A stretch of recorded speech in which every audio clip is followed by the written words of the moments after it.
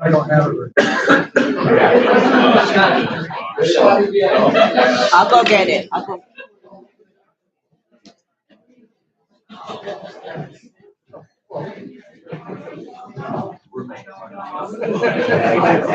Have a separate.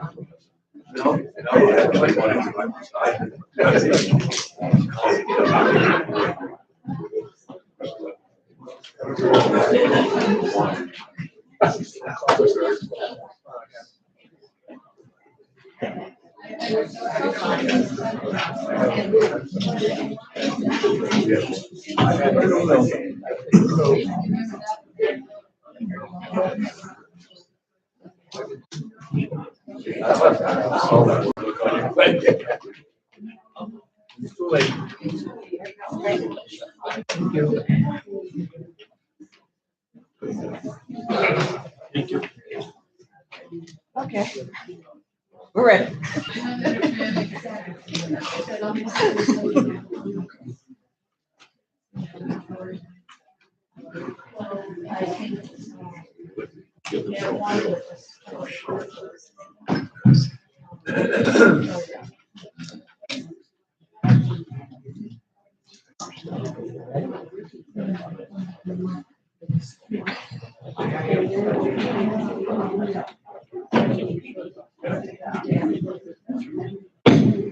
I'd like to call this meeting of the Timber Oaks Community Service Association Board of Directors meeting for Wednesday, May 13th, 2026 to order.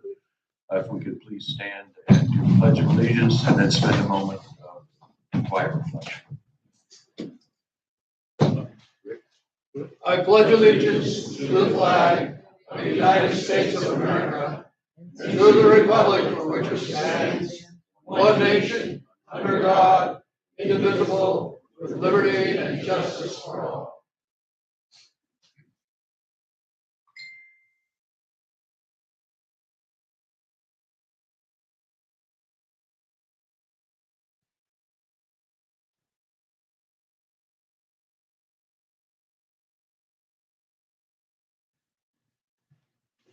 Please be seated.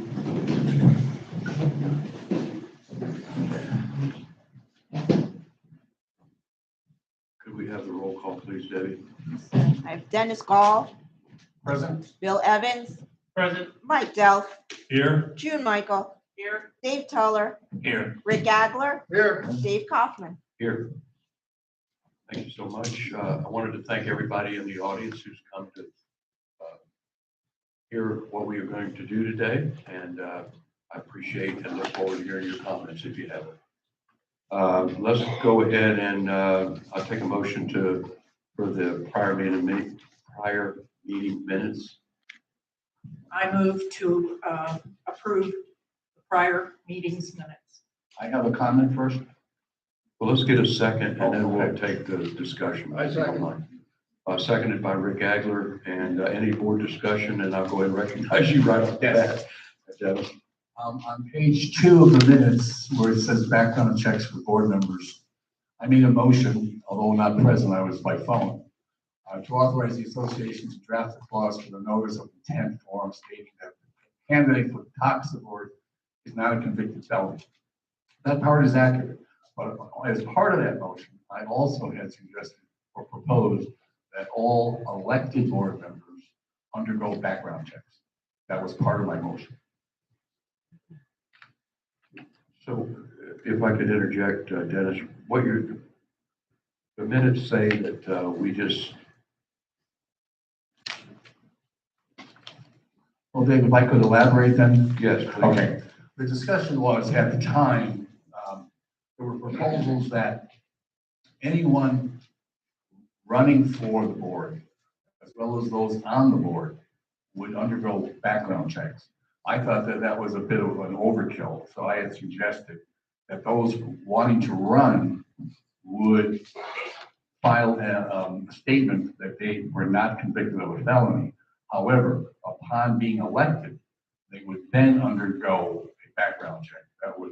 That would save the community, unnecessary spend dollars for background checks, but it would at least have the people wanting to run for the board state that they were not convicted of a felony and therefore eligible under state law. I do remember that that's exactly what I agree with you. As do I. That's the way I remember it also. That he elected, so state this again, all elected. All the candidates. All elected board members would undergo background checks. When they're a candidate, they just attest in a form as part of their qualifying that they are not a formerly convicted felon. If they're elected, then they agree to go and undergo a background check. Is that correct? That is correct. Is that the way all the rest of the board remembers it? Yes. I seconded the motion. I forget who made the motion. They would have meant to just ask. Okay, so who was the first? Dennis, did you make that motion? Who did? I did. Okay. Did you amend the motion then? I amend my motion to accept the minutes as amended by this meeting. Second. We have a second. Any other discussion by the board? I'll take a vote then. All in favor, say aye. Aye. All opposed, say nay. Thank you so much. Mr. Treasurer, could you please give us the treasurer's report? Yeah, thank you. Everybody notice it says revised on there on the top. Want to go over a couple of things that we've added. I have a couple of requests for. Originally, it said figures as of March. It's really the end of March, not the 1st of March or the middle of March. It's the end of March, so that's reflected. Next year, where it says or next month, where it says year to date, it's going to say fiscal year to date because it is this runs on our fiscal year. Okay, it's not January to January. Our fiscal year ends June 30th. And then down in the popular reserve ICS, I transposed a figure that should have been 59,788, and I wrote it down as 57,988. So that got corrected, and everything on it is copacetic now. Our numbers are looking good. We are going to see a couple of big moves this next month in some of our funds. It's time to pay insurance, and we'll get to that later on in the meeting today.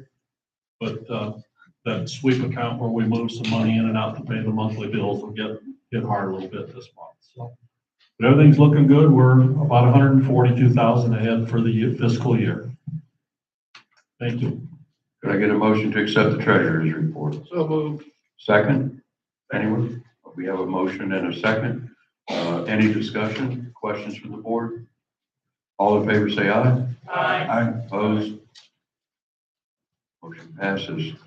The next order of business is hearing from our esteemed manager, Jack Smith. Jack? Good afternoon, everybody. Can you hear me?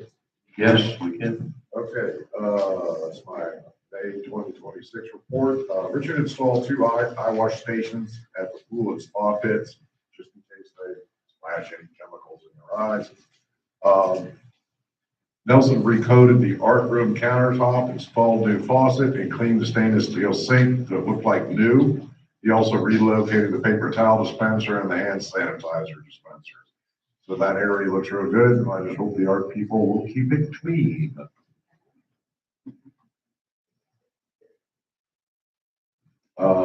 Also, Nelson secured the new kitchen sink to the floor to prevent it from moving in the kitchen. It was a little shifty, so he lagged it down to the floor to stop it from making any motion. On Mondays, when the guys are cleaning the pool furniture, they usually have to repair 10 to 15 chairs and lounges, sometimes more. I asked the residents, please use care when sitting on the pool furniture. Please do not flop down onto the furniture or use the straps on the lounges to push yourself up. I mean, having to repair 10 to 15 of these every week is getting kind of ridiculous. I have met with 3 bocce court vendors so far to get quotes for refurbishing the courts. I'm still waiting on the final bid there. I had Nelson take 2 vendors to get quotes on the 2 gazebos on Ponderosa with the rusted out brackets. I've come to the determination we're going to do it ourselves. We're just going to cut off what is left of the old brackets and mount new brackets ourselves. Big heavy duty L brackets lagged into the concrete and then lagged into the legs. We can do it ourselves. The brackets were like $3 a piece. So it's going to come in much cheaper than the $2,400, $2,500 bids that we received from other companies. Nelson also built and installed a new bail box post for a home on Wynwood. Nelson repaired a bench in the park that was missing one of the slats. Heavy use of sunscreen and tanning oils by the residents who do not shower before entering the pool is causing additional time and maintenance to be performed on tiles and filters. I know it's not on the rule board, but I'm just asking the residents, please take a quick shower to rinse yourself off before you get in the pool. Richard was in the process of touching up the painting on the retaining wall around the pool. As spring is here, we will be planting some flowers out front of the community center out front here, probably some begonias. We ordered 3 new smoker pots for cigarette butts at the smoking areas. We also ordered 3 new ashtray trash cans for the same locations. We ordered a new table for the art room, so they all match now, all 6 of the tables. On April 27th, the fire alarm inspector came out, all checked out. The kitchen fire suppression system was also inspected, everything checked out. Richard had to suction out the office AC drain line as it quit when the drain backed up. Richard had to change out the blower motor on the spa that gave out. It was under warranty, so we didn't have to pay for it, and Richard did the work himself. I had 3 Seasons spray some areas for dollarweed. With the strict water restrictions in place, the enforcement deed restrictions is limited. We cannot tell the residents to clean the driveways and sidewalks. We cannot make the residents repair their lawns. Any extraneous water use is not permitted. We ordered 4 new heavy-duty umbrellas for the pool deck to see if they last longer than the less expensive ones. The one we ordered cost like 3 times as much as the umbrellas that we have out there, and we'll see how they do. Since Nelson is now a certified pool operator, I had our pool contractor training on how to clean out the pool filters. So all our guys now are certified pool operators, and they can work on the equipment. I already talked about the gazebos. Mike painted the baseboards here in the auditorium. 3 Seasons finished their work up at 52. It looks really good up there. And the guys brought up all the materials for the Kentucky Derby and took it back. That's quite a truckload, isn't it, Richard? Nelson put down wiring covers along the wall of the auditorium to cover the sound system wires installed by Rick Conier. That's over there along that wall, so nobody will roll the wires out or trip over them, but they got a flat covering on them now. The violations, we had closed 73 and wrote up 39 new. That concludes my report. Are there any questions from board members of Jack's report? I just have a couple things. Can we put something in the Timber Times about repairs on the pool chairs? Is that the proper place to maybe do it? Sure. And next month's agenda, put something on the agenda next month so we can talk about the pool and showers and costs, please. Okay. Any other board questions, comments? David? Yeah, the no smoking. We've got 3 new cans and stuff for the non-smoking, but we didn't put signs up out here yet. Where you said you were gonna put signs up with no smoking close to the building. Right, Somebody, I gotta get the one for back. okay. Any other questions or comments from board members? Anybody in the, yes, Karen, please.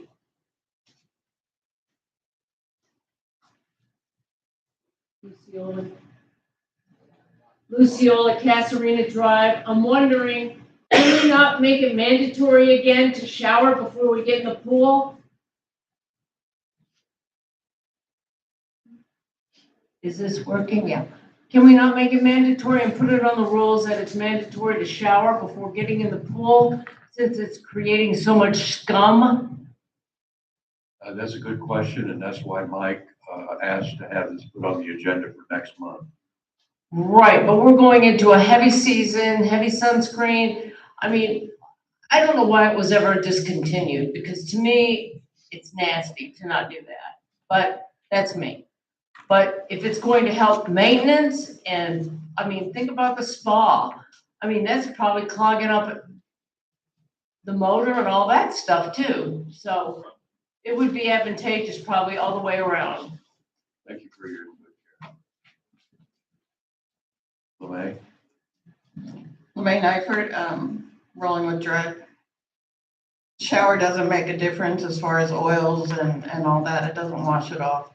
It was just, and basically people walk through and back. It didn't really do anything. We had it on because we thought it was a state law. It is not. And so it was made voluntarily. If you wanted to use it, it's not going to make a difference. You have to stop people from using the oils, and you aren't going to do that. You sit out there at the pool, you can smell it all the time. People are using them. Thank you for your input. Is there anyone else? Okay, Alan. Hi, Alan Hale. Hey, I just want to mention about the umbrellas, because I myself have seen people try to open up the umbrellas by pulling on the arms instead of reaching underneath. And I noticed that when that happens, it's ripping the material off the arm instead of, so I think it would help if maybe, I don't know, directions or something to show these people how to open the proper way to open the umbrellas. So they're not just pulling open the thing and trying to think it's going to open itself up. I've noticed a lot of them where they're ripped off the ends. And it's not just from wear, it's just from the way people are actually tending to take care of them. And one of the things that we should understand is that they're timber oaks people. We're all, this belongs to all of us. We should all be maintaining these like they're ours at our homes. And then putting the cost on ourselves instead of complaining if whoever has to go out and buy more expensive ones to replace the ones that were being broken. So, thanks. Thank you for your input, Alan. I just wanted to say at this point that somebody has suggested Jack put something in the Timber Times. I asked Jack last month, and he started it last month, and he's going to continue it, of giving a manager's report, because there's so many people in the community that don't really come to these meetings and don't watch it on YouTube. And maybe that's just one more way that they can see some of the things that we're getting done around here. And the information about the umbrellas would be one of those good things that maybe he'll include in a future report. But thank you, Jack, for starting that. I think it's been informative for people. Rick? Ditto to everything you said. Jack, maybe we can start a little saying, maybe, and use your judgment for a little sign, crank, don't pull. You know, maybe I'd say use your judgment as to what, or even a little on where the rules are on the bottom of that. Like you say, it gets expensive to replace. Thank you. Any further questions? Let's move on to the committee reports. We'll start with the Architectural Review Committee. Patrick?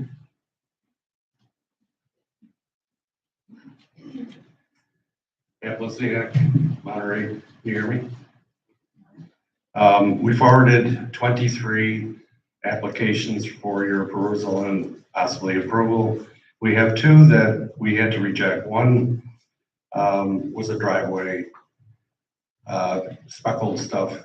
And I called the guy and he said, I have to worry about it. My wife changed her mind anyway, so that's off the docket. The other one was a multi-request for a roof, windows, and paint. We had no problem with the roof and windows, but the paint was just listed as dark brown. So we need a paint chip.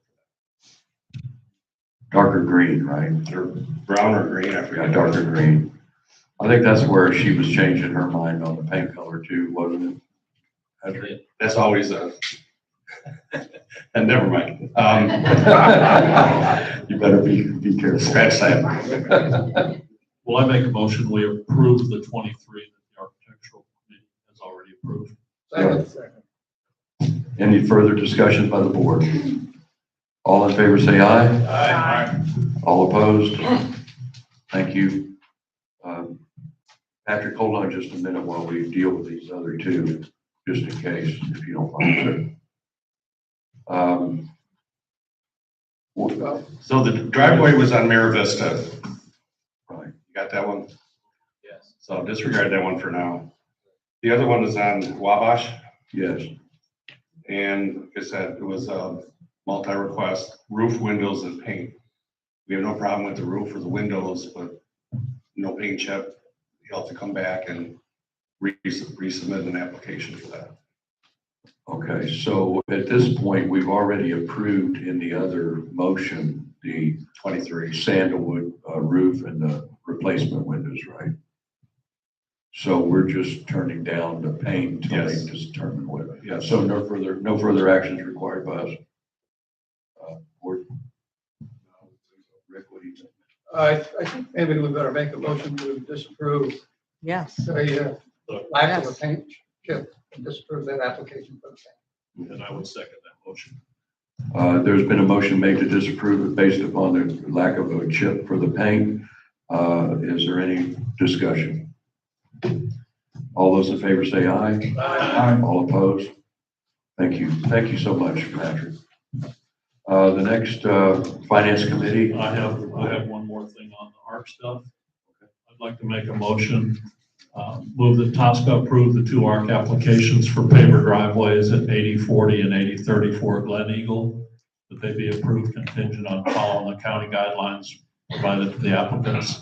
It'll be up to the applicants to file for proper permitting to proceed with their plans. These are the 2 from last month. Okay, we have a motion. Does anyone want to second it? Second. We have a motion and a second. Is there any discussion of the board? Dennis?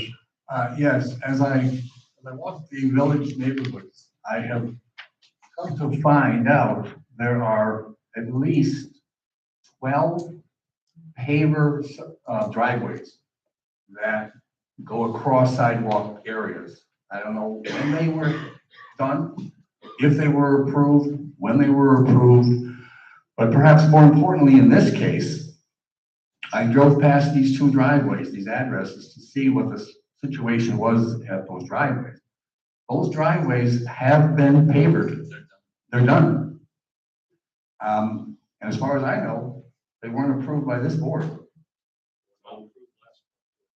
So although, having said what I said about the other driveways throughout the community,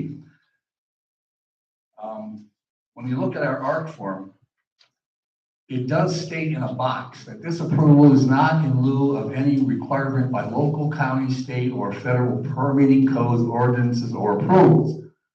I think in terms of our actions as a board, approving or disapproving these pavers going across sidewalks, I think, the ship has sailed. We could probably approve these subject to the conditions that are in our ARC form.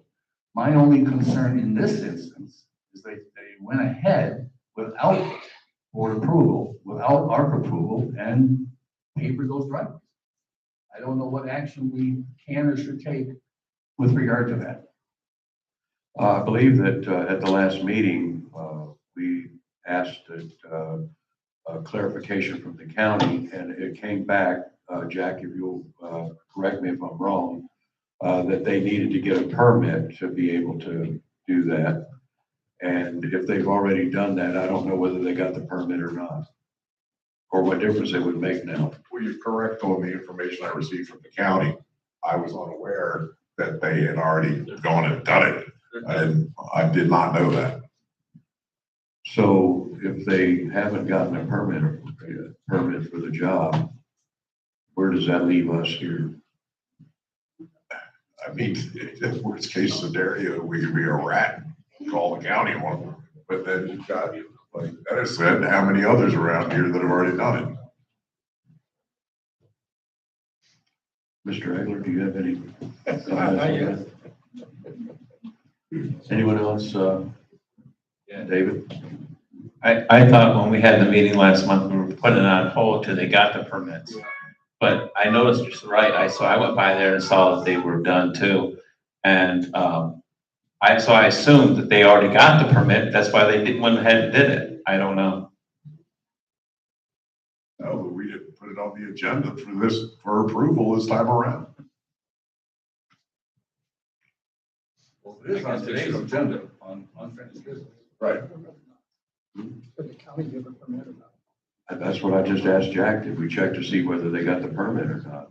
I did not. Well, I did not know that they had completed it, so I did not follow up on that. No. LeMay? Two of the driveways are done. I think there's another one that's gonna be done on the opposite side of the street. Anyway, it looked that way when I drove up the street. As far as permits are concerned, it is your job as the board and the ARC to let people know that they must get the permits. It is not our job to enforce it or have anything to do with it. If they don't get a permit, you find that out as an individual, you want to report it, you can. It was never part of the ARC's. But Right, we included, we are going to begin to include, since I got the information from the county, we were going to include the permitting requirements along with the approval letter. But I'm saying you can tell them you must have a permit. As far as enforcing it, that is the county's responsibility, not ours. There are other things that are done here under ARC that require permits. We tell them you must have them. We do not enforce that, county does. So if they don't have a permit and you feel you want to report it, you can do that. It's not part of our responsibility. So in this instance, when they went ahead and done it after we said, you got to get a permit, we just say, okay? Yeah, I mean, if you see they don't have a permit in the window or you want to go ahead and report it, you do it, but that's individually, not part of our responsibility. Our responsibility is to let them know they must get a permit from the county. That's it. Okay, thank you for your input on that. Is there someone else that had, Dennis? I'm a little uncertain as to how to deal with the infraction that we have. They put an application in, put the application on hold until we knew whether there was a requirement for permits, whether there needed to be permits. And then we were going to take it up at this meeting. Well, they went ahead and installed the pavers without our approval. As far as the onus as to, permits being required or not, that's not on us. That's on the homeowner. You put in a door, you put in a new roof, you need a permit. The same seems to be for sidewalks or paving over sidewalks.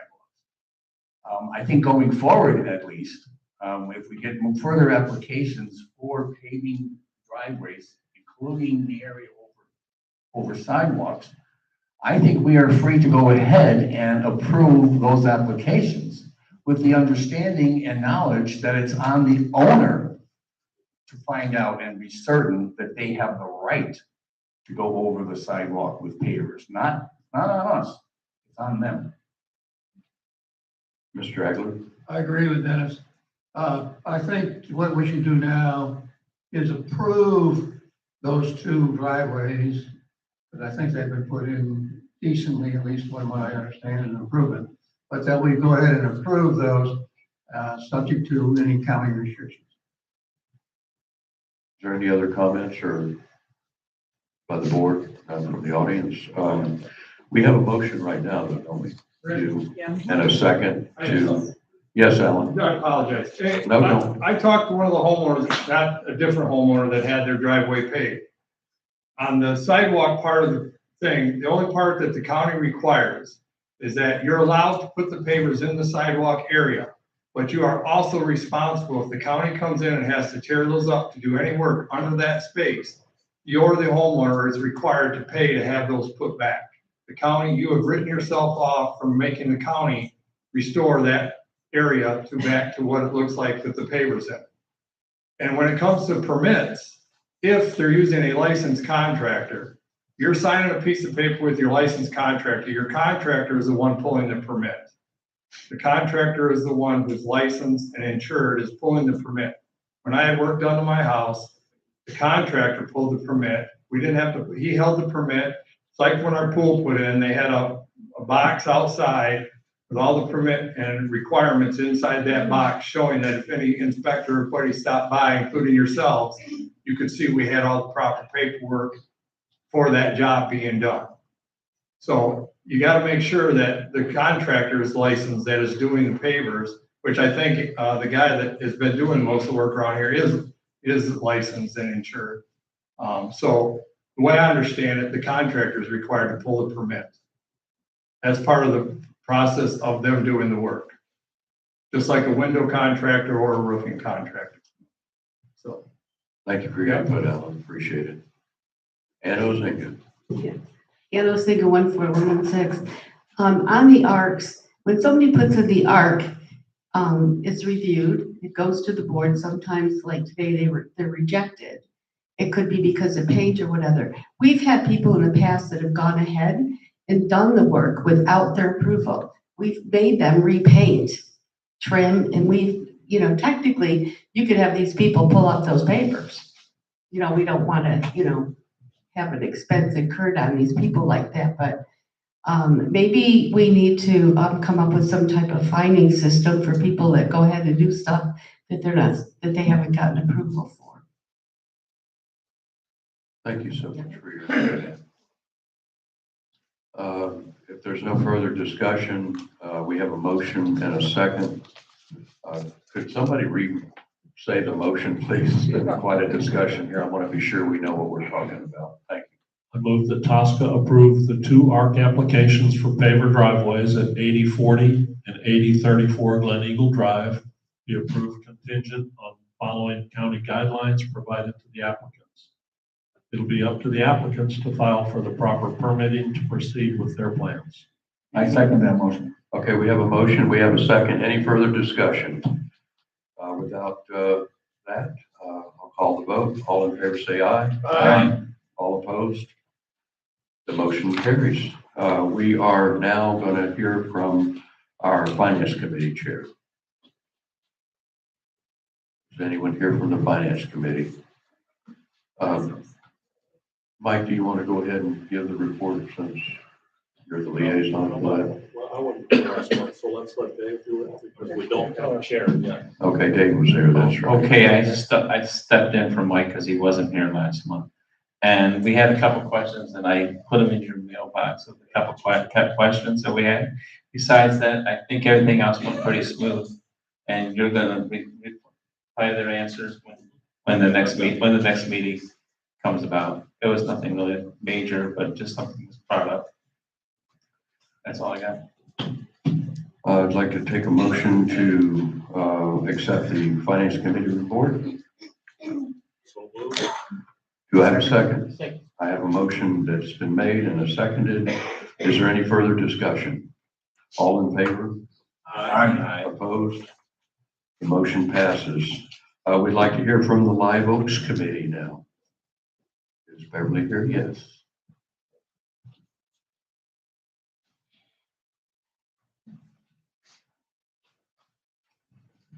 Hi, good afternoon. Beverly Huda, President of Live Oaks. We had our monthly Live Oaks board meeting on April 28th, where we reviewed our schedules for May, June, and July of 2026. We are finalizing the 4th of July celebration to mark America's 250th birthday. We have been very fortunate in getting volunteers, and we have pretty much secured volunteers for our events for the rest of this year. We are starting on our 2027 calendar, which we reviewed with Deb last week. So we'll be starting to put that together. We did put out a survey on a couple of the websites, and we also had papers here during our last social for people to tell us if they wanted different things and what they'd be willing to have. Attached also is the treasurer's report for April of 2026. And this report's also available always in the office.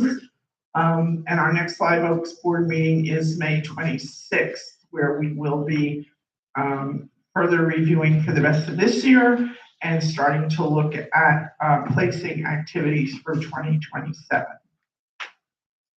Any questions? I just have one comment, Beverly. Thank you so much for you and all the committee members who do so much for us as your liaison the last year. I really realize how much you guys really do. And the community, I know, appreciates it as I do. Thank you. Well, we enjoyed it. Thank you. Thank you. Ann? Yes, August 23rd is the ex-murder mystery, and the theme is luau. And I'm asking the board if they will give me permission to use 2 of the patio tables and 7 of the chairs from outside. We could set them, it's a Sunday, and we could set them out here on Sunday morning and put them back after the afternoon performance. Jack, you can just ask Jack and the guys will bring them in for you. I don't think we need to, but if you'd like us to, we will, but. Well, just so somebody doesn't come back on me and say, why did you put them up there? Does any of the board members object to her using a couple of chairs from the patio? Well, it would be 7 chairs Check and with 2 Jack tables. and he'll get the guys to move them for you.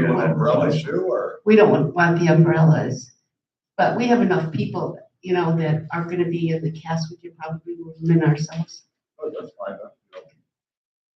Yeah, but that would require some staff coming in on Sunday, because it's only the one performance, it's a Sunday. So we would set them up and put them back ourselves. Okay, that's fine. Okay, thank you. Appreciate it.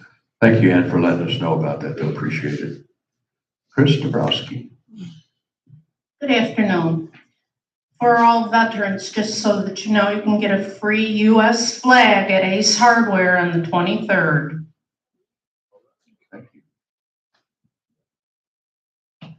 Any other comments? Do I have a motion to accept the Live Oaks Committee report? So moved. Do I have a second? Second.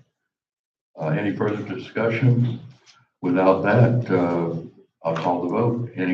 All in favor say aye. Aye. Opposed? The motion carries. Is Debbie Perini here for the library report?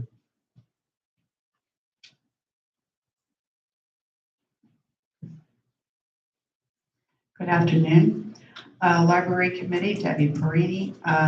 Just to update the board, I've had 3 meetings with our 2 new committee members, Darla Nolan and Joan Medico, for training purposes. We also had another committee member, Brett Laudermilk, decide to join us in order to update his library skills as well. And that's where we're at with training. Okay. Thank you. Does any board member want to say anything? Thank you so much, Debbie, for all the work you do. I did notice we're going to approve committee members today. And I did notice that you've got a list of new people who want to contribute to the library committee. So good news. Appreciate your leadership. All right, thank you. Do I have a motion to accept the Debbie's report on the library committee? So moved. Second, anybody? Second. Any further discussion? In that absence, call the vote. All in favor, say aye. Aye. Opposed? Well, on to new business. Today, we're going to, this will be a little bit of a laborious deal, but I want to read each name for each committee. Hope you guys will indulge me on it. But I think this is the depth of the commitment to volunteerism that we have in Timber Oaks. Without volunteer effort, nothing would really happen around here. And so I'm going to start with the Finance Committee. Patty Weislick, Sue Muniak, Bonnie Lipsky, Marion Evans, Kathy Scott, Sharon Clark Gilbert, Tanya Binkley, Rob Spanuski. I'm sorry, I'm butchering it. Bill Heidenreich and Chris Dabrowski have all volunteered to serve on the Finance Committee. I'd like to have a motion to approve the volunteers. So moved. Second. Any discussion? All in favor? Aye. Opposed? Thank you so much. The next committee we're going to approve today is the Art Committee, Architectural Review Committee.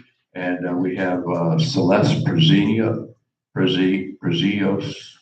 sorry, I'm butchering that, Bonnie Lipsky, Patrick Belizniak, Sandy Fisher, Marion Evans, Russell Rogers, and Jerry Beers. Is it? Okay, we're going to remove Bonnie from that. Thank you. If you guys would all annotate your copies as well. Any discussion? Without any discussion, all in favor say aye. Aye. Opposed? Okay, the next committee is the Better Living Committee. Okay, I didn't have a motion for that. Could I have a motion for the Art Committee, please? So moved. Second. We have a motion and a second. Thank you for correcting me on that. Any further discussion? Without any, call the vote. All in favor say aye. Aye. Okay, I'd like to have a motion to appoint the people to the Better Living Commission, volunteers to the Better Living Committee. So moved. Second. We have a motion and a second. The following people are going to be appointed because they volunteered for it.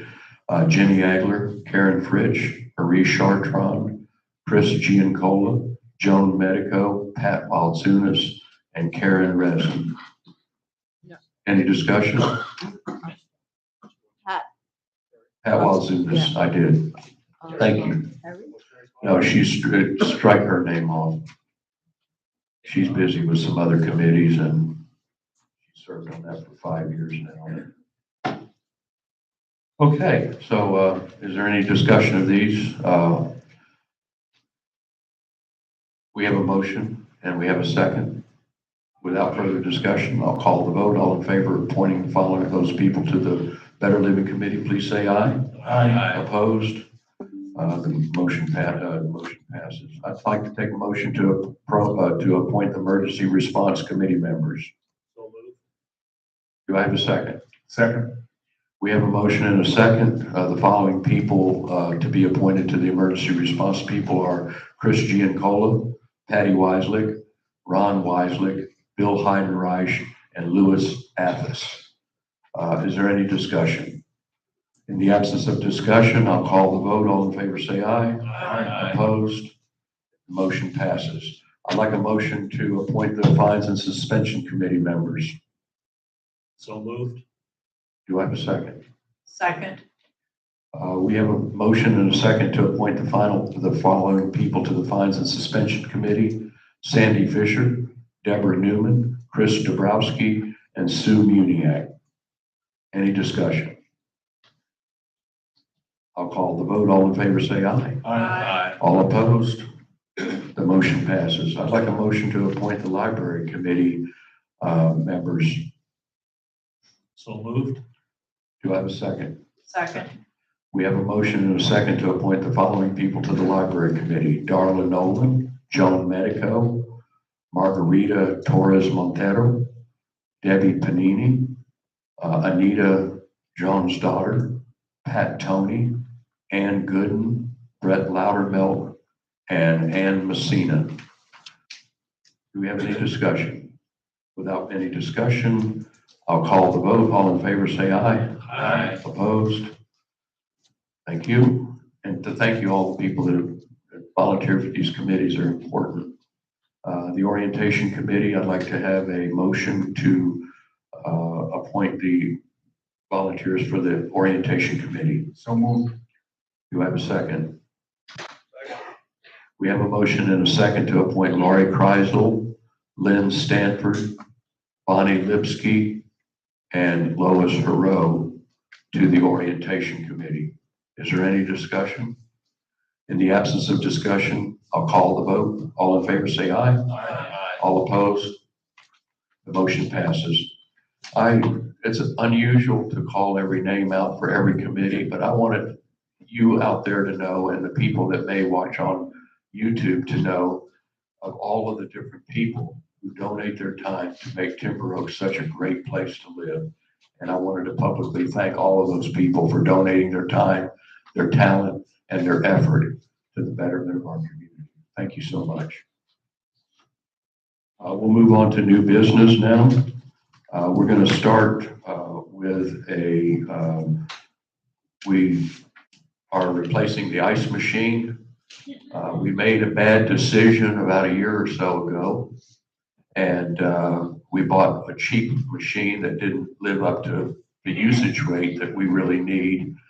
And it not only broke down once, but it broke down twice, and now it's permanently down. So we're faced with getting another one. I wanted to have this purchase examined by the board in detail, and I wanted to do it here in front of all of you. We'll take any input that you have, but to start the conversation with the board's approval, one of our members, our Vice President, Rick Agler, asked our kitchen manager to weigh in on what our situation should be and the things that we ought to look for in a ice machine. And so without any further ado, I'd like to call Patrick Blizniak up to give his presentation. Board members, you were given copies of what he's going to talk about and a quote that was the acceptable quote. Patrick? Jeff Blizniak, Monterey Village. Get your eyes on. Right, I was asked to investigate the commercial ice maker that best serves our needs, and I agree with several of the board members that the Manitowoc IPO 500 fits our needs. I might bore you, but I kind of go through everything. Please do. And then how I came up with so there's two different cooling systems. There's a water cooled and air cooled, number one. So the air cooled offers a 230 volt and a 115 volt. Water cooled option is limited to 115. So I recommend the air cooled 115 volt system. The water cooled system uses an additional 135 gallons of water per 100 pounds of ice, whereas the air cooled none. Our old ice maker was also air cooled and lasted almost decades. The 230 volt air cooled system would require running a dedicated 220 line to save less than 1 kilowatt hour per 100 pounds of ice. So I recommend the larger of the two bins available that will hold 532 pounds of ice. So now we get into the accessories. That's just the basic machine. There are 3 accessories available. There's the Luminous 2 virus and bacteria inhibitor. There's the IAUCS or automatic cleaning system. And 3, the Arctic pure water filter. So personally, I don't believe the automatic cleaning system is necessary for our needs. I feel the virus and bacteria inhibitor is well worth the money. The only replacement parts are a single UV bulb that can be changed every 1 to 3 years. Any given day, there might be 20 people getting ice for their personal needs, and I feel that the level of exposure warrants this accessory. Not that I'm a germaphobe, but I've shared the handouts describing the unit, and I hope it's helpful to understand the system itself. You got that in front of you. All right, the appropriate Arctic Pure replacement cartridge. It costs about $180 on Amazon for 2 cartridges. The complete system costs $269 on Amazon Prime. Using incompatible filters can reduce ice quality, prevent proper scale inhibition, or void warranties. So I highly recommend the filter system, and I know we have a filter system here, but I don't think that it's will mesh with the with this new system. It's my opinion.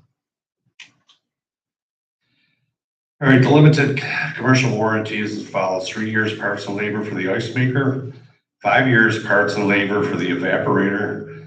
The compressor has 5 years parts and 3 years labor. I think it's pretty good warranty. And so David did a little negotiating on his own, and we both came up with basically the same price, including sales tax, comes to about $7,600. But if you actually took that $7,600 and divided by 5 years that were covered, and I mean 60 months versus what we paid for the last ice maker, and then divided that by 6 months, you can see that this is a pretty safe bet, I think. Okay, Patrick, does that conclude your presentation? Yes, it does. I'd like that you hang there for just a minute in case some of the board members may want to ask you a question. All right. Does anyone have any questions for Patrick? Patrick, thank you so much for looking at this. Rick, thank you for thinking. I've told Rick when he told me about this that I was mad because I didn't think of it first. It was an obvious thing we should have done is consult our kitchen manager on something that's going to be a major appliance for the kitchen. So I'm so glad you thought of it. Thank you so much. The filter system for this, the water filter system, we have one here now, but the compatibility that Patrick mentioned is really important, not to void the warranty. And so it really was included in the price that we have. The only extra thing that we got was the what's called Illuminice that Patrick mentioned, which is a virus and bacteria inhibitor. I've seen a lot of people use the scoop to scoop out the ice, and then they throw it back in the ice where they've had their hand, who knows, and the things on the handle. And one thing about the kitchen, we have a lot of volunteers use it that haven't taken the courses, that don't understand sanitary way to treat it and how the germs can fall. So having that extra virus and bacteria inhibitor, I think, is a real important thing for us to have included on this. And I thank Patrick for his advice on that. Also, Patrick, one thing you didn't mention was the type of ice cubes that we wanted in this. And those were the dice, which is the second choice on your forms there. And so his recommendation was for that. When we approve this or disapprove, it'll be with that also that choice that Patrick recommended to us. Apparently the dice, as he told me when I met with him about this, that they last longer so that it cools better and they don't melt as fast watering down the drink that you have. So I'll take any comments from the board now, Rick. Yeah, I want to make sure, okay, Patrick, I'm looking at the ice machine quotes, and the basic machine was $7,008 and 50 cents. Don't want to forget that. All those other items listed there, that's included in the 600? No, the 600 is the installation. The price is right at the top there. That includes all those extras, Yes, that you wanted and everything? Yes, all of the accessories So if I make a motion for $7,608.50 plus, that covers it all and we get everything that you recommend, Yes. I so move. Second. We have a motion, hold on. Rick's motion, as I understand it, is only for the $7,008.50. Still need $600 to install it all. I must have misspoke, I'm sorry. Oh, I meant the whole item here, Bottom. $7,608.50. Maybe I misunderstood, but okay. Oh, maybe One other thing, wait a minute. We have a motion and a second. Is there any further board discussion? I just want to point out one thing. I don't know if everybody else caught it, but we had 4 quotes and 3 of the 4 people recommended the same ice machine for our use, which I thought was pretty good, and that's the machine we're ending up getting. Right, as I was looking through the materials also, the specs were identical. The images were the same, the brand name might have been different, but the specs and pricing of this one was a better pricing overall. David, for the same machine, by the way. Excuse me, David? Yeah, just a quick question. I was wondering about the warranty. I know like you buy appliances for your home, you can get an extended warranty. Is there any way we can get an extended warranty on this? I didn't look into that, but we could. We have a 3-year parts and labor warranty, a full warranty for everything on this ice machine for 3 years. And we have 2 additional years of a parts warranty for the compressor and then a parts and labor warranty for the evaporator. So we have 5 years there. But we could look into that, David. I mean, it might cost us a little money, but I know like when you buy appliances for your home, that you can buy the extended warranty and it's another couple of years, and it might be in our favor to do something like that. We are spending a lot of money. Jack, That's something we need. Sorry, Jack, could you make a note to check on extended warranty? Yeah, I will. Quote there that I don't have a copy of. I know I made only 7 and I apologize to you, my friend. But in any event, we chose an installation company who we got their name from Manitowoc, the manufacturer, because we wanted to make sure we had somebody who was qualified and authorized to do warranty work that installed it too, so that we're not having to go out and look for somebody.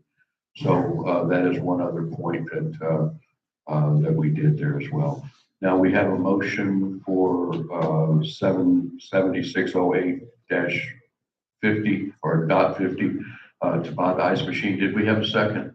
Yeah. We have a motion and a second. Is there any further discussion? Would anybody here like to have any input? Yes, here we go. Okay. It's Karen? not about the machine, it's about the sanitary, whatever with the ice machine. I'm wondering if you couldn't set up something beside the ice machine where people could actually slide on gloves before they handle the scoop and then drop the scoop back in the ice machine. Well, we don't put the scoop in the ice. It's supposed to be stored outside just for that reason. But the reason that we're getting that extra, the virus and inhibitor, is to guard against just that it'll protect everyone if somebody does do that. Oh, I see. Or goes in and scoops it with their hand, which I've seen people do as well. Beverly? Yeah, I just want to first of all say thank you for the research, Patrick. That's great because we all know that we need this desperately. And I just wanted to ensure that, and I believe, Dave, you've answered this, that there is local service available if we need it, because that's so important for spending this kind of money.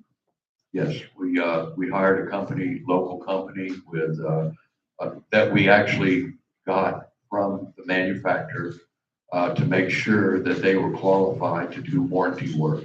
And we wanted to have them come and do the installation, Beverly, because we wanted to make sure that we had contact with somebody to do this. When we wanted service from them, they had already invested the time and effort, got paid for. So yes, we did that. Is there any other comments? Without any further comments, I'll call the vote. All in favor, say aye. Aye. All opposed, The motion carries. Thank you so much. And thank you, Patrick, again, and all the board members who did research and tried to do the very best to make a great decision. The next item on the meeting, or on the agenda, excuse me, is the insurance quote. Oh, gosh, yeah, I went to do business without the cameras. So we'll skip back just a minute if you follow me on your thing there. We did get a new quote today, and Mike, do you want to speak to this? Yeah, we got a new quote today from another company called Guardian Protection. I didn't look at it very long because when I got to the price on it, I said, that's enough. Actually, it's too much. I have some concerns on cameras. Somebody wrote a song one time. We asked for a whole bunch of things that we wanted in our camera quotes. And we've got some really high prices, and we've got some things that come pretty close to meeting our needs. I think we need to go back and look at the earlier quotes we have, go back to those folks and make sure we're getting what we need, because we can't always get what we want, and move forward again. So I'm kind of asking if everybody thinks it makes sense to have Jack go back to the folks that quoted these things for us initially. You want to table it?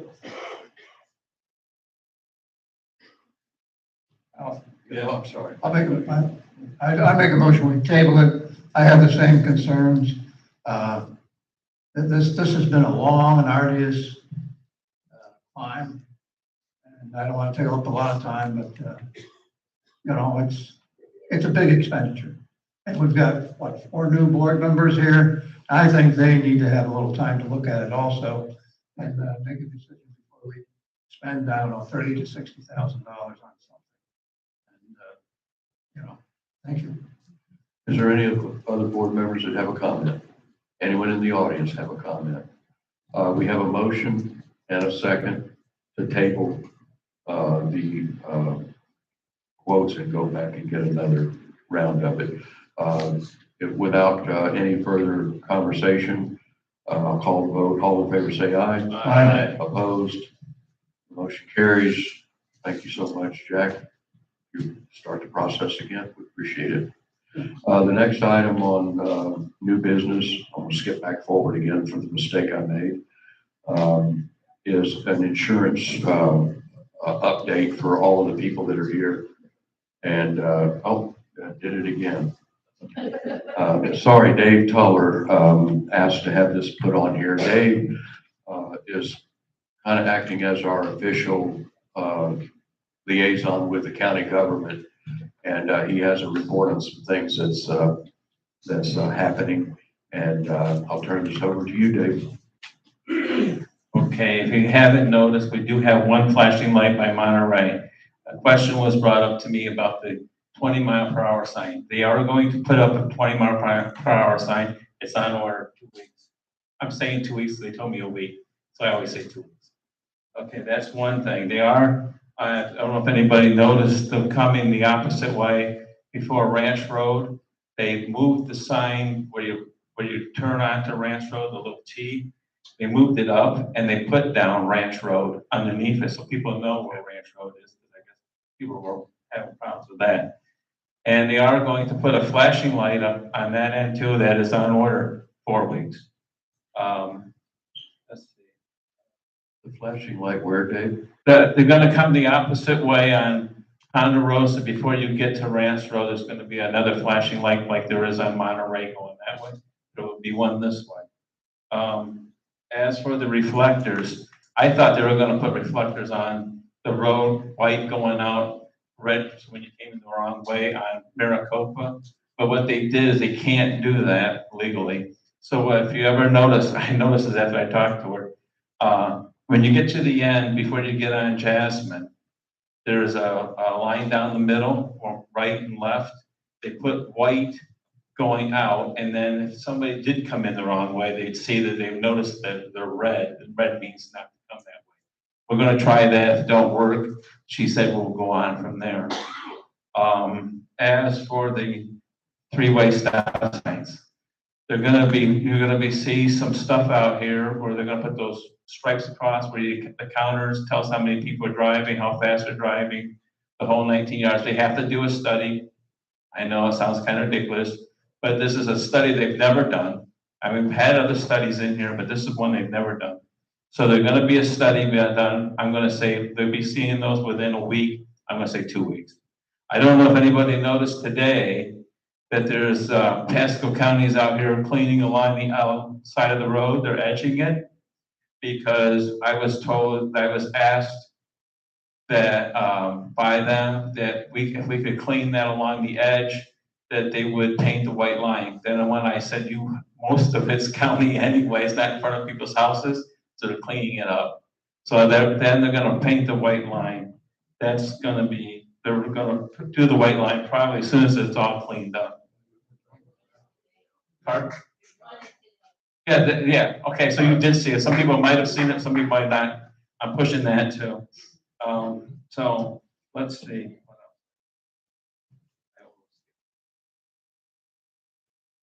I think that's all I got for you right now, but as I get more and more, I've talked to the lady and she's really, really super nice. We have a good going here, I think, with her, and she's really trying to help us out in the best way possible. And I told you I would try, and I'm trying. Thank you.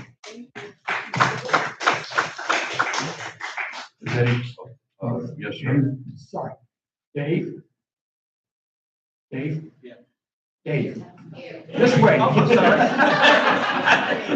If you're in real good contact with them, could you see, if possible, they could come back and do Benton and Springwood Drive again, because it keeps falling apart when they're repaving. Okay, no, that's gonna be something different. I'm talking the traffic right now. That's gonna be, Pasco County does paving. Is that what you're talking about, the paving? Yeah. Okay, again, that's totally different, Dan. That has something to do with the way they set up the lottery, I think, on when they plan on paving each section. I don't know if you noticed, they paved over here. Yeah. Okay, which I think I agree. This one here needs to be done. Old Forest needs to be done. That's a traffic thing, or that's not a traffic, that's a paving thing. I can look into it. Okay, cool. Maybe I can get some information for you. Yeah, they come in and fill potholes. They come in and do that. Okay. But whatever they're using ain't working. Okay. It might last for 2 weeks and then it's. I'll see if I can get a hold of Pasco County on that. Okay, thanks. See what kind of results I get for next month. Okay. Also, while you guys are, I know a lot of people have been complaining about if you're parked down there by the school, the private school off of 52. I'm kind of working on that too. I talked to the guy from Off a Little Road. off a Little Road, yeah, I'm sorry, off a Little Road. Okay. I talked to the guy and he said it's a private school and it's kind of hard for him. And he's going to go back to the school and tell them that we do not want cars parked alongside the road. Pasco County has a rule, no parking on the street, and I'm pushing that. So hopefully we'll get some kind of results on that too by next month. I'll see what I can do. Okay, thank you. Thank you for your input. Appreciate it. Yes, sir. Oh, excuse me just a moment. Let him. Go ahead, sir. Good afternoon. My name is Victor, 6033.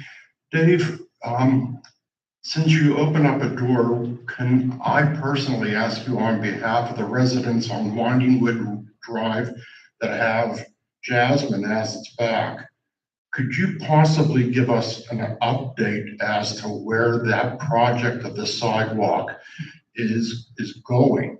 I've noticed some flags coming up from 19, but from Little this way. What's happening? Could you give us an update? And how does it affect our property owners with the fence line? Thank you. Okay, I haven't really looked into that. I noticed what you're saying, the survey signs out there. And I know they're working on it, and I'll try to find something else for you by next month. Thank you. Jack? Where I've talked to the county regarding the fence in that time frame. They did inform me that they are in the process, and it's been approved to begin the process of that project on Jasmine Boulevard. As far as the fence line is on private owner property, and you folks own that fence behind your house if you back up to Jasmine. But all I know is that they said it would be starting soon. One thing I'd like to make a point too on the fencing along the property owners of the fences along Jasmine. With the new sidewalk and the pedestrian byway that's coming between 19 all the way to Little Road, is going to bring a lot more foot traffic and bicycle traffic behind your home. And a lot of the fences back there are in really bad need of repair. And that's part of your responsibility as a homeowner. So I would hope that people would voluntarily fix their fences that live in those homes, not only for aesthetic looks, but also for security looks, because there is going to be an increase in people coming along there. There are two neighborhoods from 19 to here are not hooked up by sidewalks or any pedestrian way at all, but is soon to be. So it's going to be a change and something that we're going to have to get used to and prepare for. Mr. Volkov. Please, just a point of clarification. In the installation and construction of this project, how does the responsibility extend if the county does damage to our property and our fence line? And do they have any suggestions about replacing a fence line that would be equitable to a property owner and profitable for us to do it as a group rather than one at a time? Is there any kind of foresight on the county's vision of the aesthetics of this new project without benefiting us as a property owner for, coming that close to us, Victor, I have to tell you, I had these conversations with Jack. We went to the county and tried to get them to give us a foot or two of property all along that fence line so we could think about maybe, as a community doing something just like you said. I talked to our former president, Ed Winger, about this very item and what they had done during his time on the board. And he and everyone that I've talked to, the county won't budge on the property. So these are individual fences that the individual property owners own. And I don't know how or what the appetite is for doing something as a community and the property owners in a joint format. But I think it's something that we should start a conversation about that, because I have to tell you that when you look across the street and you see the fencing over there, and then you see our fence, and the different fences, it really detracts from the appearance that we are so much better than the place across the street. But if you're driving through here, you're thinking, I'm going to live on that side, not this side.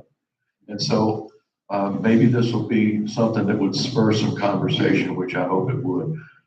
Dennis, you were wanting, and then I'll get Rick. With regard to the safety issue at mea culpa, people going the wrong way. One suggestion I would have would be, I've seen it in other places where there's an island in the middle of the road, a simple sign that says stay to the right. There is one going from Ponderosa onto mea culpa. Yes. Okay. But it hasn't, but the only thing, it hasn't been really working, because I've seen people going the wrong way on that before. But that's one reason why at the other end, because it's dark, that they thought by putting in those white and red reflectors, it would help. Rick, did you have something you wanted to say? No. Okay. Thank you for your input, Victor. I appreciate it. And I think we need to start a conversation about the matters that you're talking about. You live on backed up to that. I'd like to contact you after the meeting, get in touch with you, and say a couple of words to you about this matter. Yes, sir. Bob Ernest, 84th 8434 Windwood Drive. I got a question for Jack, handed to him before, about the sewer system. We sent it to the county, when, like, between my home and the next, it's an open driveway. As we get heavy rains, all the water comes through my yard. Both my sides of my house are flooded. With the Jack, and we both went through it, and we gave it to a lady that's on some part of the board. Never heard a word back from this. Is there anything our committee can do about seeing about the flood issue that proceeds as soon as it rains? Yeah, I sent in a request to Public Works regarding the flooding him and his neighbor's yard. They did contact me back and ask me for your number. Did they ever call you? They called me, nobody ever showed. If they did, I never seen them. Well, that isn't a sewer, that's stormwater. It's stormwater. Stormwater, okay. Yeah, a sewer is sanitary, Right. the toilet. But regardless of that, dude, this water's coming through my yard, people on the other side. There's days I can't even walk out my back door because it's over my ankle. Okay. And that's from the roadway that they're talking about there. So if we could look into it, maybe, it might help me. Jackson, you put that on your list of things. Yeah, I did look at the plans, and the plans do show new stormwater on the inside, fence side of the sidewalk. I'm not sure if that's going to address his concern or not, but I can look into it further. Sir, I do have one other question for you, and that is the water getting into your home at all? No, because I have a high enough doorway to stop it.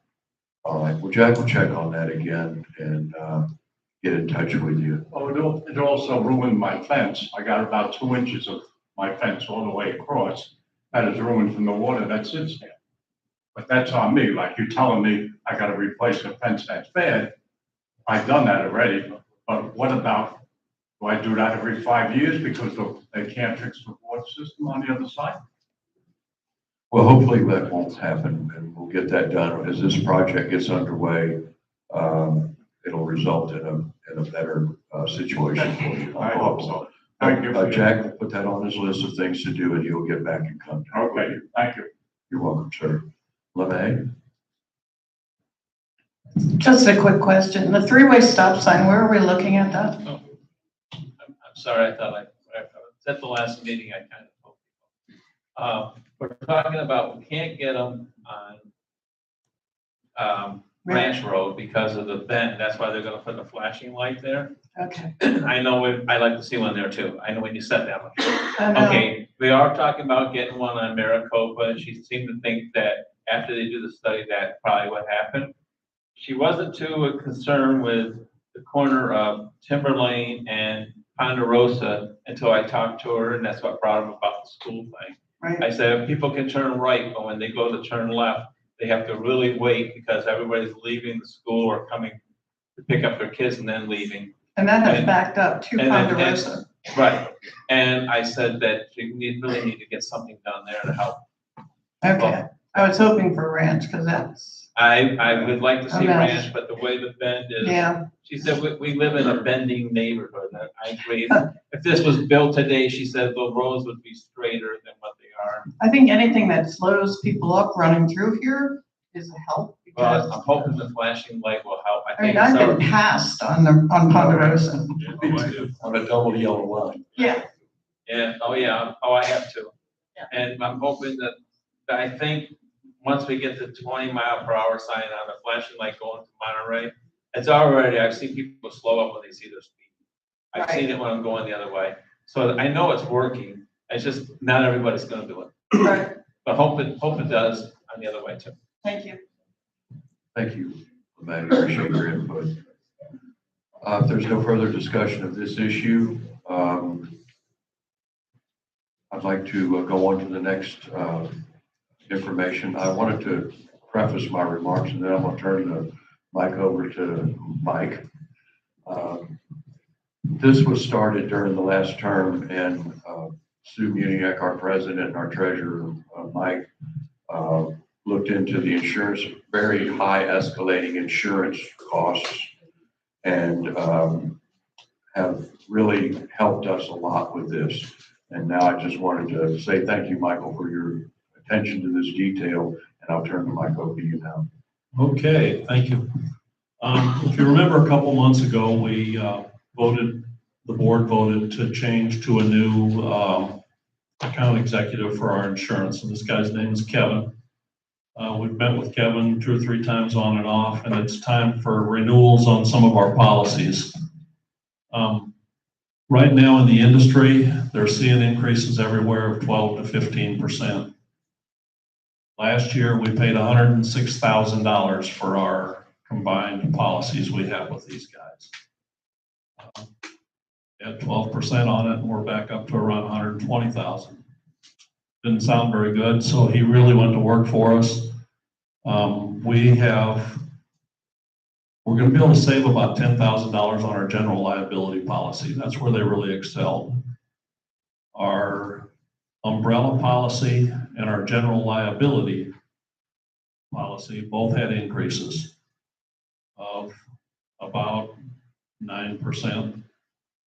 We're net now, we're actually saving about $6,000 on our insurance for this year. It's gone from 106 down to 98. One of the things that's really driving our general liability policy increase is we have a couple of open lawsuits that are frivolous lawsuits. And I asked him, I says, Kevin, what's this lawsuit costing us? By the way, I'm just going to throw it out there. Morgan & Morgan is the attorney of record on the other side. He says, there's one open one that's been open since 2018 that he says is costing us between $6,000 and $8,000 a year in additional premium on our general liability policy. We've kind of lit a fire under the attorneys. Jack's had a couple of recent conversations with them because Kevin's saying, hey, why doesn't this just go away? And hopefully we're going to be able to make it go away, but it's a problem all over America. Frivolous lawsuits. And, you know, these are people that live here or have lived here. This one doesn't happen to live here anymore. But those kind of things really affect what we pay every year for our insurance, okay? So now everybody knows about that. That being said, there's one additional policy that we don't carry, and it's a policy that covers us board members. And covers board members for an additional 5 years after you're done serving your voluntary terms. That policy covers a lot of things. It's like an errors and omission policy for real estate people. We have a policy that protects us some now. It doesn't protect us when we go off the board. That being said, that policy costs almost $12,000 a year. And I'd like the board to consider purchasing that policy. I think everybody's had a chance to look at it and see what it covers.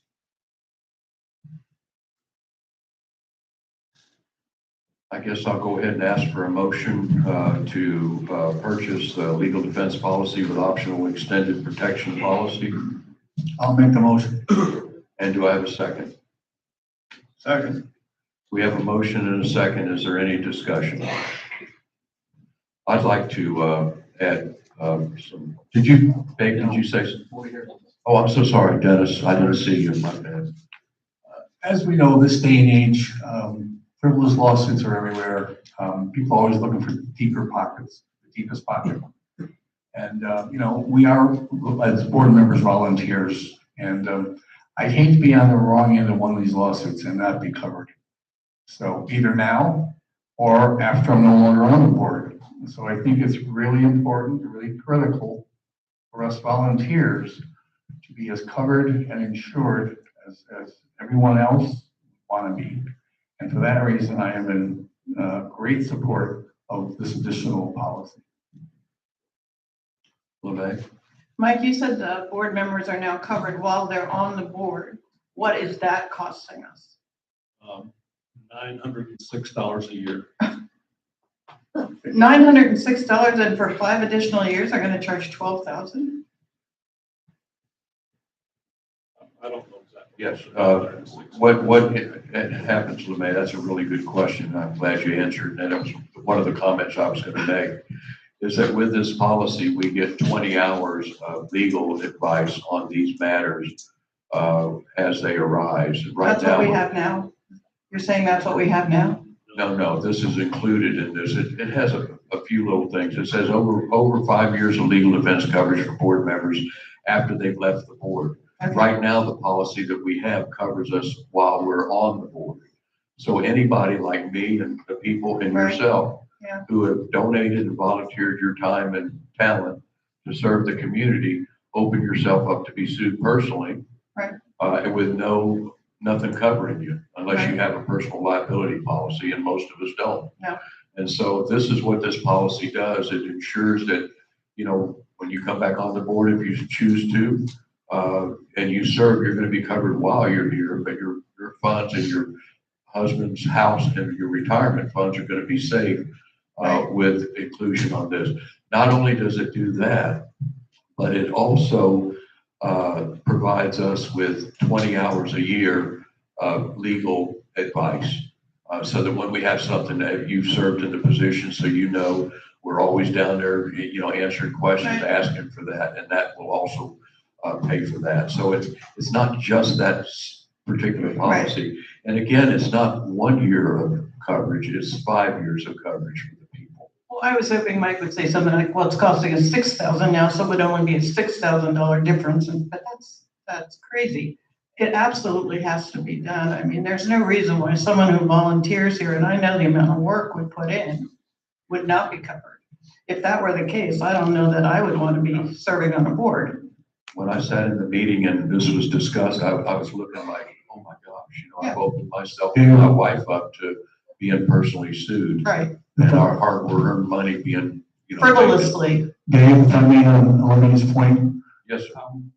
When we're talking about the additional 5 years, it's not an additional 12,000 for the 5-year addition. It's actually 3,000.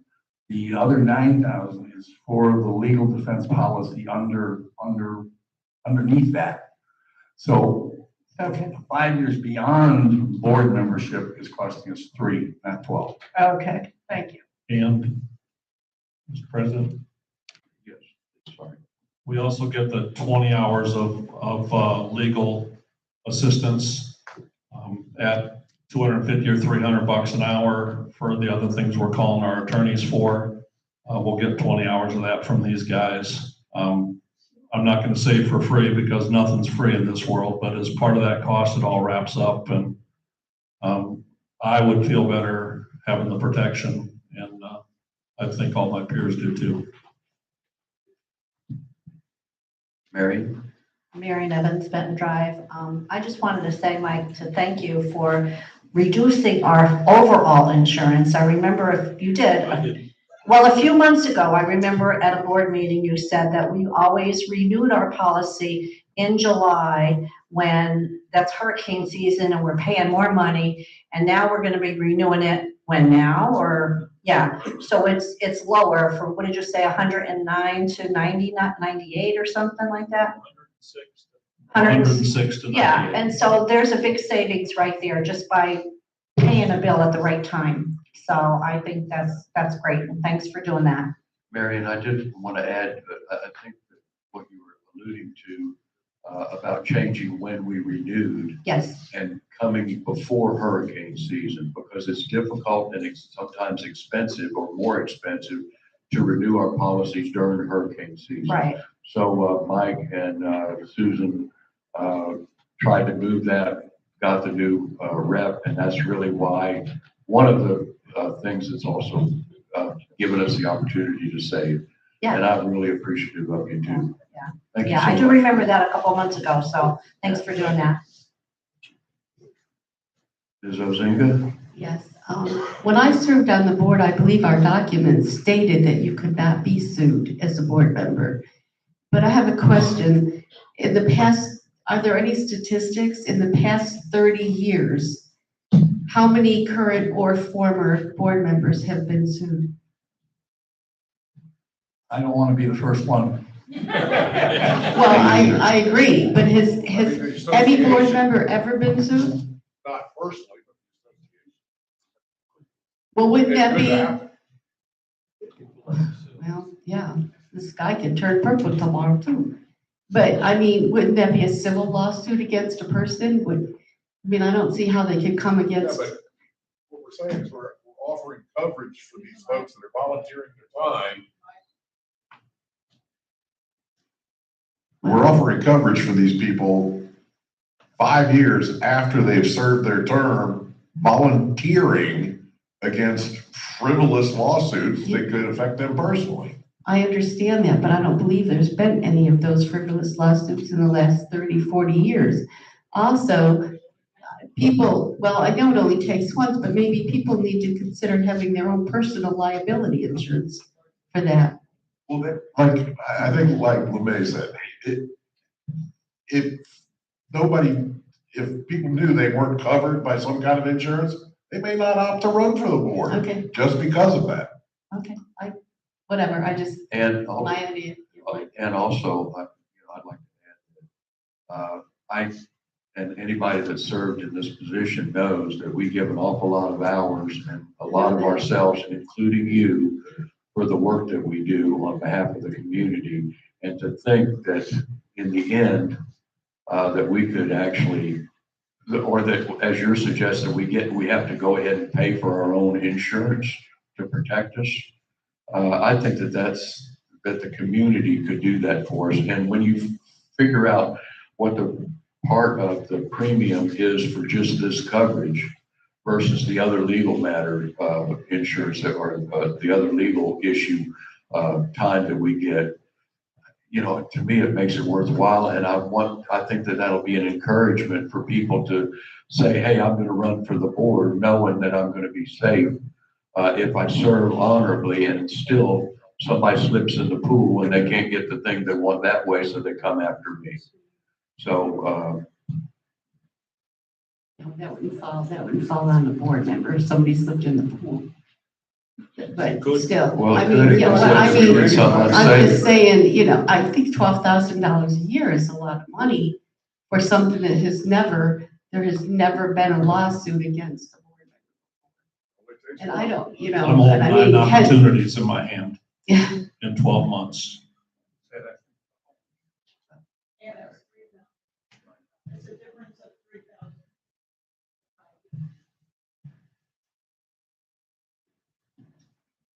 Rob?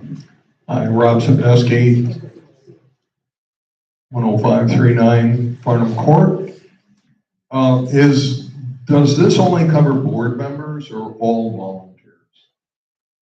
I hear the word volunteers a lot. Does it just strictly cover yours? This covers the board members. It Board says members. legal defense coverage for board members after they have left the board. Okay. I'm just wondering, does any of our other insurances that we carry on here, has everyone looked at we have available now? And there's nothing in those policies that we could perhaps either we may have, which I doubt, or we can add on an existing policy that would provide this coverage for the board members? You mean for volunteers? No, oh, okay. No, I'm not talking, I'm just talking specific to what you guys are have out on the table right now, so. But I mean,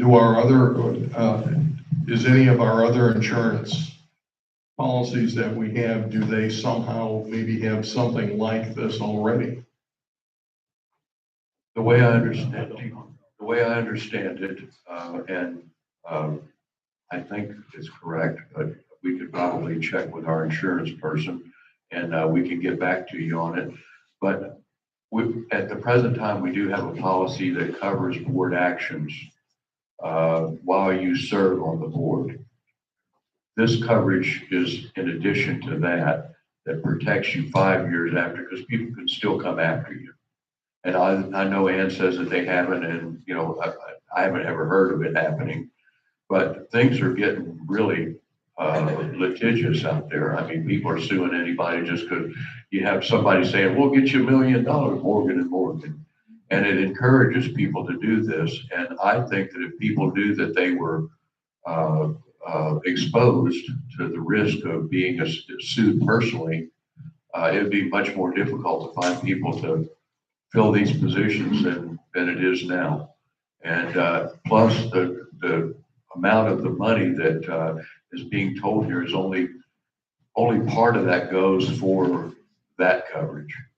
We also get legal advice, and for anybody that's served in this position, and LeMay and Ann both did, and there's others that I see out there. It seems like every 3 days we have to get an opinion of a lawyer on something, and it just starts mounting up.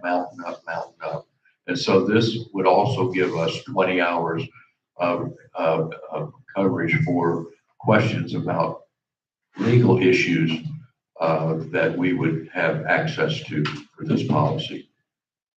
Does that make sense? It does. Would it make sense not to carry this additional legal coverage and maybe provide, because we're paying for it on a we think we might need it basis? And would it make perhaps more sense to just provide a line item in having Timber Oaks cover that legal defense of that person and avoid this additional cost for legal defense should it ever come up? Well, the legal defense portion of the policy is 12 grand, right? It's $11,996, of which 8,996 is the legal defense portion of it. So we're talking 3 grand to be able to have this coverage. So, okay, I was looking at it the other way. Okay, fine. So the legal coverage is only 3 grand. I'm sorry. that's the way I understand it. Rick? Yes, I'd like to mention, reading a little bit and then commenting. When coverage is denied, the insured is forced to find a way to pay legal expenses. In most cases, reserve funds are not enough to cover the entire cost, resulting in, I'm going to pause there, because if we're sued about something that happened while we're here at Timber Oaks, we incur that expense, guess what our attorneys are going to sue? The community here. It says usually, and that's what they're anticipating here, resulting in an assessment against unit owners, homeowners, and tenants. So, it's sort of preserving, to take care of it. It stops a suit come through because, if I owe $400,000 or $40,000 in legal expenses for what I've done here, I'll have an attorney looking at every possible. They say, well, you were doing it for Timber Oaks. They'll turn around and sue Timber Oaks for that. So it has protection beyond just the individual. And like we said, I think they've already discussed it about. And one other thing I wanted to add, if I could, Rob, is that when this was presented to Michael and I with the insurance agent, Jack was there as well, before we wanted to sign off on this, we wanted 2 people on our board that have legal experience to look at it and advise us of the efficacy of it. And they each went and viewed it individually and talked with Jack and reviewed the big stack of papers. And both of them, if you don't mind me saying so, thought that this was a viable protection for us. So that's why we, have it on this, on the agenda for this meeting. Well, I just thought that maybe one of our other insurance policies we had maybe had an umbrella coverage or something like this. Well, this was recommended adjunct to what we already have. We know that we have our own vessel. Yeah, this was recommended to us by our new agent of record, who has looked at all of our policies and saved us some money on things and recommended that we have this additional coverage. Okay. Thank you for your input and questions, I appreciate it. Okay, it's been a while. Do I have a motion here and I have a second? Is there any further discussion from the board members or input? I'll call the vote. All those in favor, please say aye. Aye. Opposed? The motion carries. That is the last agenda item for the day.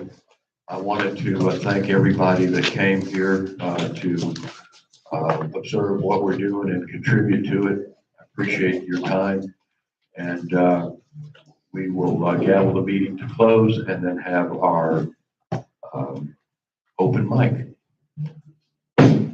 Adjourn. Oh, wait a minute. I'm supposed to ask for that, aren't I? Darn it. Bill, why didn't you tell me that? I do that every time. It's not like I'm trying to rush to get it done. But do I have a second? All those in favor say aye. Aye. Thank you. We're adjourned. Sorry about that, everyone. We do have now open mic.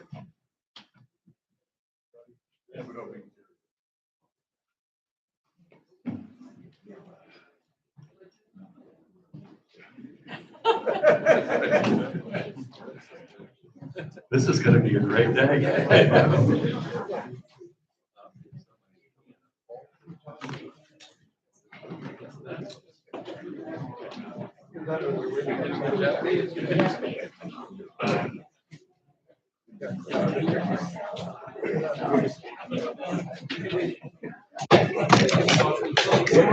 you.